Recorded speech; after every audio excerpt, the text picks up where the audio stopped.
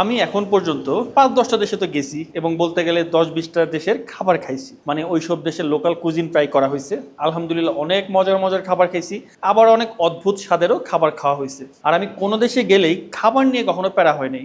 মানে ওই দেশের লোকাল কুজিন খেয়েই আমি সুন্দর মতো সময় পার করতে পারছি। ৫ দিন, ১০ দিন, ১৫ দিন কোনো সমস্যা হয় নাই।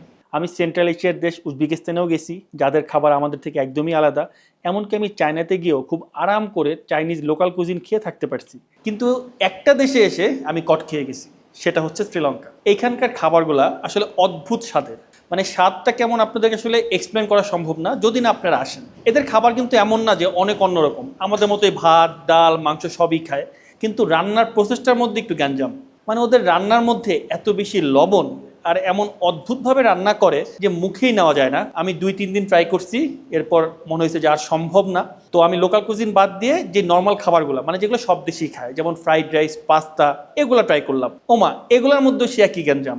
এমন অদ্ভুত স্বাদের পাস্তা আমি খাইছি এই দেশে যে ওইটা যদি পাস্তা কেউ বলে আমাদের দেশে, আমার মনে হয় না কোনো রেস্টুরেন্টে কেউ এটা বিক্রি করতে পারবে বা কেউ টাকা দিয়ে কিনে খাবে। ফ্রাইড রাইসের ক্ষেত্রে একই অবস্থা, কোনো স্বাদ নাই, পেল টেস্ট, কিন্তু লবণ দিয়ে ভরপুর। এই দেশের মানুষ প্রচুর লবণ খায়, প্রত্যেকটা তরকারি হচ্ছে লবণ কটা। তো এরপরে যেটা চিন্তা করলাম যে তাহলে কেএফসি, পিৎজা হাট, ডমিনোস এগুলো খুঁজি। তো কেএফসি মেনুতে দেখি ওরা বিক্রি করে হচ্ছে চিকেন ফ্রাই আর বিরিয়ানি, মানে কেএফসির মধ্যে বিরিয়ানি।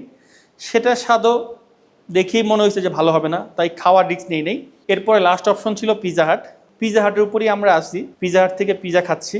ওর মধ্যেও ঝামেলা আছে, ওদের অনেকগুলো আইটেমে এত বেশি লবণ যে আসলে খাওয়া যায় না। তারপরেও আমরা ৩-৪টা পিৎজা আইটেম খুঁজে বের করছি যেগুলো খাওয়া যাচ্ছে, এখন ওগুলো নিয়েই আসি। তো এখন আমি পিৎজা হাটে যাবো, গিয়ে খাবার কিনবো। তো যাওয়া যাক। পিৎজা হাট থেকে পিৎজা নিয়ে হোটেলে যাচ্ছি।